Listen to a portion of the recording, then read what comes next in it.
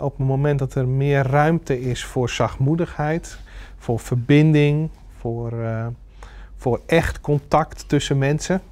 En dat de wereld zachter en mooier maakt. En dat het op zo'n wereld veel fijner leven is. Daarmee maak je de wereld volgens mij niet alleen voor jezelf, maar ook voor de ander mooier. Een ontmoeting kan je inspireren en je blik verbreden. In deze serie, waarin bijzondere ontmoetingen centraal staan, gaan we op zoek naar antwoorden op levensvragen die ons allemaal bezighouden. Welkom bij de ontmoeting. In deze tijd vraagt het moed om te kiezen voor zachtheid. Soms betekent dat je uit je comfortabele bubbel moet stappen, verder moet kijken dan je gewend bent en goed luisteren naar de ander zonder je eigen mening. Precies dat gaan Marten en Sietske vandaag doen, omdat ze geloven dat aandacht en tijd voor een ander de sleutel kunnen zijn tot een mooiere samenleving. Hey Marten. Hey Siets. Hi. Zit je lekker in het zonnetje? Oh, lekker man. Goed je te zien. Ben je er klaar voor? Oh, nou, ik vind het echt heel spannend. Ja? Nou, dat kan ik me voorstellen. Ik vind het ook spannend. Weet je, ik zat vanmorgen ook weer het nieuws te kijken. Volgens mij kan deze wereld wel wat vriendelijkheid gebruiken. Dus ik ben blij dat we dit plan hadden. Ik hou eigenlijk wel van mijn eigen... Oh, lekker op mezelf. Dus dat we nou zomaar met mensen op straat aan het praat gaan. Het is spannend, maar goed, wat je zegt. Het is mooi om een beetje vriendelijkheid te brengen, toch? Zo is het. En dat doen we samen. Dus dat komt vast wel... we gaan het ongemak gewoon door. Het zonnetje schijnt, dat helpt altijd. Ja. Nou, zullen we gaan? Oké, let's go. Ja. Wat gaan we doen? Die kant op. Oké. Alleen met de fiets. Ik zie enerzijds heel veel mooie en bemoedigende initiatieven en prachtige mensen. En zie ik heel veel moois en goeds in deze wereld gebeuren. Waar ik altijd heel erg blij van word. En waarvan ik denk, ja, zo zou het ongeveer moeten zijn in deze wereld. Want we zijn er maar één keer en laten we het alsjeblieft een beetje mooi maken.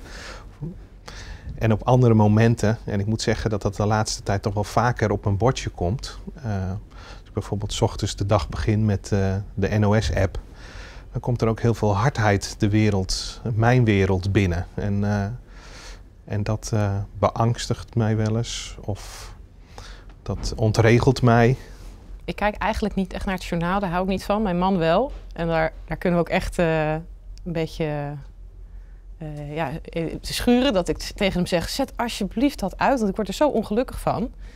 En ik denk ook niet dat het me helpt. Ik heb wel nieuws op mijn telefoon, daar kijk ik dan wel eens naar.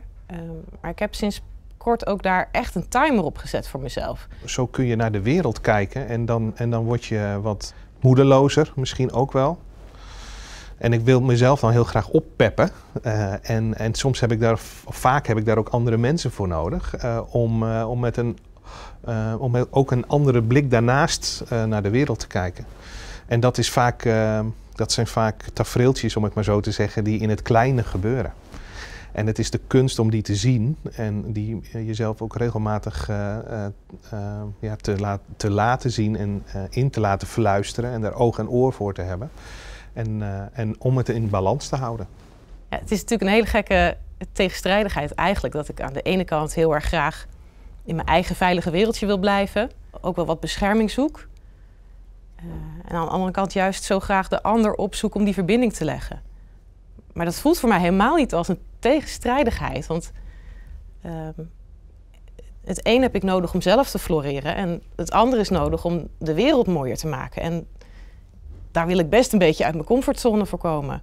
Dat kost wat moeite, maar dat wat moeite kost is soms ook de moeite waard. Dus dat doe ik graag, ja. Nou, dit is hem. Wow, hij is echt heel groot. Hij is groot, hè? Ja. Niet te missen. Ja. Nou, en er staat op dat wij wat vriendelijkheid gaan brengen in het gesprek. En hij is groot en het is ook wel wat ongemakkelijk, hè? Ja. Ik heb er ook heel veel zin in. Ja, en weet je, volgens mij moedig, zachtmoedig vraagt dus ook moed. Even uit je comfortzone. Moet ik ook. En laten we dat gaan doen. Ja, die kant op? Ja. Of jij eerst? Ja. Tot zo, hè? Ja. Ik vind het wel spannend als er dingen langskomen die me echt raken. Laat ik dat dan toe? Of zet ik mijn denkkracht aan en mijn emotie uit om het gesprek, het trucje te doen. Ik weet niet of ik dat echt durf te laten binnenkomen. Ik heb onlangs een podcast geluisterd van De Verwonderings met Sarah Kroos. En zij sprak over zachtmoedig is het mooiste moedig. Want wat daar zo mooi naar voren komt is dat de schoonheid van zachtheid mooi naar voren komt. En dat dat ook moed vraagt, zeker in deze harder wordende wereld, om dat stem te geven en om daarmee aan de slag te gaan. Mag ik naast u zitten? Nou, vooruit. Hier. Ik ben hier met een bord en die fiets daar, onder andere ik, om een beetje vriendelijkheid te brengen. Dat gaan jullie nu doen? Nou, dat weet ik niet. Ja. Maar als een soort van tegengeluid van wat er allemaal in de wereld ook is. Ja, vreselijk hè? Nou, het is denk ik vandaag de dag wel een kunst om in die ogenschijnlijke kleine dingen lichtpuntjes te zien. Ja. Want anders wordt het wel heel... ik durf soms 's ochtends NOS-app niet eens te openen, weet je wel. Nee, dat begrijp ik. Ja, je kan erop lachen op die gekheid, maar het is niet leuk. Nee, het is niet leuk. Nee. Gaat het met je? Gaat goed. Ja? Ja. Kan ik je helpen met iets? Huh? Kan ik je helpen ergens mee? En merken jullie op de markt ook wel dat het want dat is de aanleiding dat we hier zijn, dat het wat harder wordt? De mensen wat harder zijn? Of het... Ja, dat merk je wel. Waar merk je het aan? Althans, merendeels gewoon, nu wordt het weer beter weer, dus de mensen worden wat vrolijker. Oké. Ik ben vandaag op pad en met wat meer vriendelijkheid proberen te brengen. Moeilijk hoor. Moeilijk. Tegenwoordig is dat zo moeilijk. Ik zie dit zitten en ik heb hier zin in, omdat ik graag ook de wereld wat mooier wil maken. En dat is echt wat mij drijft. Ik denk dat de wereld mooier wordt door veel aandacht te hebben voor elkaar. Ook al past dat niet zo goed bij waarvan ik in eerste instantie misschien zou zeggen, nou leuk, dat ga ik eens even doen. Dat maakt me dan toch ook wel heel blij om te zien dat hoop ik dan, om te zien dat ik een effect heb op de ander. Dat iemand zich gehoord voelt en gezien. En ja, ik hoop dat ik dan in ieder geval iemand zijn dag daarmee weer een beetje mooier maak. Ja, dat is toch prachtig? Ik hoop dat het lukt om in die ruimte tussen de ander en mij een beetje zachtmoedigheid te laten ontstaan. En wie weet sijpelt dat door in de wereld. Ik geloof ergens ook dat alles met elkaar verbonden is. Dus op het moment dat dat lukt ergens in een ontmoeting, dan zal zijn effect dat hebben. En hoe houdt u dan een beetje de balans? Het is lastig. Toch wel. Maar dat is, merk ik dus nu, want normaal in mijn wijk waar ik woon probeer ik inderdaad gewoon vriendelijk te zijn, een goede dag te zeggen. Ja. En dan merk je toch ook mensen in hun telefoon zitten of ze willen geen oogcontact maken, omdat ze bang zijn dat je ze gaat aanspreken. Ja. Dat zou toch ook kunnen? Dat zou ook kunnen, ja. Het kan me wel verontrusten dat het lijkt alsof mensen zoveel op hun eigen belang zijn gericht. Dat de verbinding kwijtraakt. Hardheid in deze wereld ervaar ik ook in de snelheid die er is. En presteren en meer en vaker en beter en rijker. En ik begin steeds meer in te zien dat dat niet de wereld mooier maakt en mijn wereld mooier maakt. Dus om te vertragen en te accepteren dat soms dingen ook goed genoeg kunnen zijn. Of dat gaat mij steeds beter af, denk ik. En ik denk ook dat dat niet alleen voor mij heel helpend zou kunnen zijn, maar we raken natuurlijk een beetje, we raken tegen de randen aan van de maakbaarheid in deze wereld. En dat is niet makkelijk, maar het is wel waar. En je daartoe verhouden en dat accepteren en de tijd voor nemen dat niet alles perfect hoeft. Of dat ook richting jezelf te zeggen of richting de ander. Dat je ook best eens mag twijfelen of het niet mag weten. Die zachtheid naar jezelf of naar de ander of naar de wereld toe, dat gaat me misschien steeds beter af. Of ik waardeer het steeds meer of ik zie er steeds meer de schoonheid en de noodzaak misschien van in. Ik denk dat deze samenleving wel wat meer aandacht voor elkaar kan gebruiken. Wat open luisteren. Ik snap dat het heel erg ingewikkeld is omdat de de wereld lijkt wel zo groot geworden te zijn met zoveel verschillen erin. En dat is best lastig. Maar als je goed kijkt, dan herken je volgens mij in iedereen wel iets van jezelf. Of iets waar je alle twee naar verlangt. Ook al is dat op een hele andere vorm. Dus ik hoop dat we met elkaar wat meer leren kijken en luisteren naar de ander. Echt kijken en luisteren. Ik denk dat dat helpt. En dan volgt de rest vast wel. Dan gaan we ook vast wat beter voor elkaar zorgen en wat beter voor de wereld zorgen.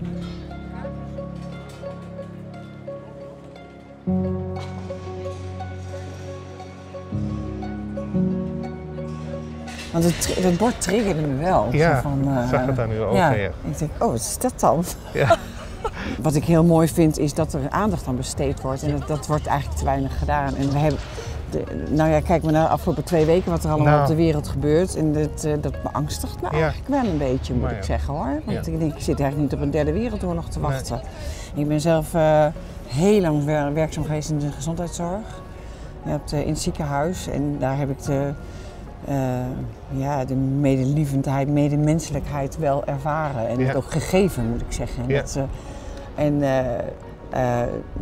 dat doet je goed, laat ik het zo zeggen.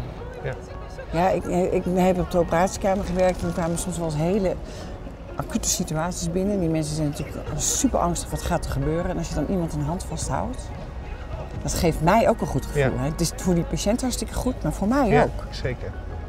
Ja, ik denk dat je, als je klein begint en als iedereen klein begint, dan zou het heel mooi, dan draagt het verder. Hè? Ja. Dan is het eigenlijk een steentje wat je in het water gooit waar steeds meer kringen omheen komen. Ja. Dat is het eigenlijk. Hè? En het kan dus ook gewoon op je eigen plekje waar het leven je brengt, toch? Ja, zeker. Ja. In je kleine omgeving, je hoeft het helemaal niet ver te zoeken. Maar als iedereen het in zijn eigen omgeving doet, die overlappen, hè? Ja, zeker. Dus dat... Ik sprak net een meneer die heeft al 10 jaar het nieuws niet gekeken en de krant niet gelezen. Dat was zijn manier om een beetje in balans te blijven. Het is heel grappig dat u dat zegt. Ik lees de krant en ik heb soms wel eens gedacht van ik ga hem helemaal niet meer lezen. Ik word er helemaal naar van wat er allemaal in staat. Ja. Ik vind het afschuwelijk. Ja. En ik heb het er pas nog met iemand over gehad. Hè. Je kunt, als ik me stoor aan iemand, dan kan ik zo naar iemand toe gaan. Zo van Je kunt ook kan ik even met je praten. Ja. Zeker. Als ik luister naar mensen en ik spreek heel veel mensen, dan probeer ik echt te luisteren en tussen de regels door te luisteren. En te luisteren naar wat er niet gezegd wordt. Ik vind dat ook een vorm van zachtmoedigheid. Ik probeer te verbinden. Zelf te verbinden met het leven, maar ook soms mensen met elkaar te verbinden als dat dus op spanning staat of de verbinding verbroken is. Ik vind dat ook een vorm van zachtmoedigheid. Ik probeer mensen te bemoedigen om hun kwetsbaarheid te tonen. Ik probeer een arm om iemand heen te slaan als dat helpt, als het nodig is. Ik vind dat ook een vorm van zachtmoedigheid. Laatst was ik op het station en ik zag iemand staan die begeleiding nodig had. Slechtziend en er stond een begeleider naast. En normaliter zou ik daar gewoon langs zijn gelopen en hebben gedacht, nou mooi, die persoon heeft een begeleider, komt wel goed, toedeledokus. En nu liep ik er langs, ik hoorde het eindstation waar die persoon heen moest. Dat was hetzelfde als dat van mij. Ik was echt al een heel stuk verder en toen dacht ik, waarom loop ik door? Ik kan toch gewoon verbinding zoeken? Ik moest echt even bij mezelf een drempel over om te denken, ga ik me nu echt omdraaien? En dat heb ik het wel gedaan. Voor mij was dat echt een kleine overwinning om dan gewoon iemand aan te spreken en je hulp aan te bieden. Ik weet niet waarom dat is, maar sinds een poosje voel ik me steeds eerder ook geroepen om dan ook wat te doen met wat ik zie. En niet alleen maar meer te kiezen voor mijn eigen gemak. Ja, dan maar een beetje ongemak, maar wel de wereld mooier maken. Nou, dat is toch mooi. Dus ik heb ergens een soort van overtuiging dat de wereld mooier wordt als er wat zachtmoedigheid is. En daar kun je dus ook soms jezelf helemaal in verliezen. En op het moment dat het andere dan aan de orde is, dan denk je, wat gebeurt hier? Het is een soort tegenstellende ervaring, contrastervaring. En als ik er niet oppas, komt de hardheid in mij naar voren van ja, maar jij begrijpt er helemaal niks van. Hoe ervaar je de wereld dan op dit moment? Ah, toch nog wel eens vriendelijk. Ja? Jawel, er zijn toch wel heel veel vriendelijke mensen. Ja. Ja, maar er gebeurt ook een heleboel onvriendelijks. En hoe hou jij dat in balans? Ja, ik redeneer altijd wat je geeft, krijg je terug. Daar geloof ik echt in. Ja? Ja, daar geloof ik echt 100% in. Ja. Ja, ik geloof er echt in, als je de hele dag onvriendelijk bent, dan komt dat een keer ergens bij je terug. Dat, ja. Ja, en het werkt ook. Andersom dus ook. Want als je met een glimlach rondloopt en vriendelijk hallo zegt, of ik zeg ook wel eens tegen mensen, wat heb je leuke schoenen aan? Ja, iedereen vindt dat leuk. Ja. Ja, zo werkt het gewoon. En staat dat geloof ook wel eens onder druk als je het nieuws kijkt of iets dergelijks? Ja, dat staat ook wel eens onder druk, maar daar hoef je het nieuws niet voor te kijken. Nee. Want dat gebeurt dagelijks op straat natuurlijk. Hè. Kijk, loop je maar door de Hoofdstraat heen. Ja, iedereen jakkert als een gek op zijn fatbike en andere voertuigen door de Hoofdstad heen. Ja, daar straalt niet veel vriendelijkheid vanaf, zeg maar. Dus ja, weet je, maar ja, daar kun je de hele dag je daar druk om maken, maar ja, dat werkt uiteindelijk niet. Hebben we er één op dat bedoel ik. Ik heb zelf de Stentor. Ja, daar word je niet altijd even vrolijk van. Maar er staat een gigantisch leuke strip elke dag weer in de Stentor, Toos en Henk. Oh. Als je die leegt, dan moet je mee afsluiten. Ja? Dan moet je altijd weer lachen. Ja, echt serieus. Oh. Ja, ik denk dat het makkelijker is om onvriendelijk te zijn dan onvriendelijk te zijn. Ja. Op het moment dat ik over zachtmoedig spreek, dan zijn er vaak ook wel mensen die zeggen, ja, maar ik ben toch geen doetje. Dus er zit een hele harde, snelle cultuur in ons. En ik vind het stoerder om dat te zeggen en te erkennen. En dat vraagt dus moed. Dus dat is verre van soft. Het is het meest moedig. Ik denk als je uit die oude orde kijkt, dus krachtig, sterk, het zekere weten. Als je dat als een moedig mens zou willen zien, dan ben ik geen moedig mens. Maar als je moedig ziet als iemand die in verbinding wil komen met jou en durft te zeggen dat hij het ook niet allemaal weet. En open staat met een luisterend oor naar jouw verhaal te luisteren. Authentiek bij zichzelf wil zijn. Als je dat als moedig zou definiëren, dan denk ik dat ik moedig ben. Goedemiddag. Hi. Mag ik bij zitten? Ja, zeker. Oh, gezellig. Je ziet er heel vrolijk uit. Ja, dankjewel. Maar ja, dat is het glimlach van mensen. Dat je gewoon naar iedereen... Ik doe even mijn zonnebril eraf. Dus dat praten veel fijner. Kijk, je ziet er nog vrolijker uit. Maar dat vind ik het was ook waarom ik op je toe kwam lopen. Want Ja, ik zag je zitten en leuk. ik denk, je zit er helemaal bij als, kom maar. Ik heb zin om gezellig te kletsen. Ja, precies. Ja. Maar ik vind het ook wel leuk. Kijk, als iedereen dan gewoon vriendelijk zijn, een glimlachje. Dat is genoeg al, hè? Dat is genoeg. Ja. Of iemand kan helpen, of maakt niet uit wat. Dat is al genoeg. Maar sommige mensen hebben dat niet, hoor. Als het niet was dat we hadden bedacht vandaag om dat te doen, denk ik niet dat ik het zomaar had gedaan. Nee. Dat vind ik best wel lastig dan. Ja. Maar dat je toch een soort van geleerd hebt, het is netjes om iedereen op zichzelf te laten en afstand te houden. Dat vind ik best wel lastig om zomaar iemand aan te spreken. Ja, maar ja, het ligt ook aan jezelf hoe je bent. Ja, dat is zo. Goedemorgen. Zou jij dat wel doen? Zou je zomaar iemand aanspreken in de stad? Ja, ik wel. Ik ben wel zo. Ja, jij bent wel zo. Ja, wat leuk. Hoe is het? En goedemiddag. Hoe gaat het? Oh, wat gezellig. Dat doe ik wel. Ja. Bij iedereen eigenlijk. Dus als ik iemand heb, dan zeg ik, hi, hoe is het? Ja, ik was van plan om vandaag een beetje vriendelijkheid te brengen. Maar ik heb het idee dat ik meer aan het ontvangen ben op het moment. Ja, ik word daar toch ook heel blij van. Als je ziet waar een ander, dat je een ander blij kan maken. En als ik dan ook de wereld daar nog een beetje mooier mee maak. Of misschien die invloed zich wat verder verspreidt. Ja, zo'n steentje wat je in het water gooit. Dan, ja, ik hoop dat dat een wat rimpeleffect heeft. Het is heel belangrijk volgens mij dat je bij jou passende manieren vindt en zoekt om die prachtige woorden en zinnen als zachtmoedig is het mooiste moedig te vertalen in je eigen leven.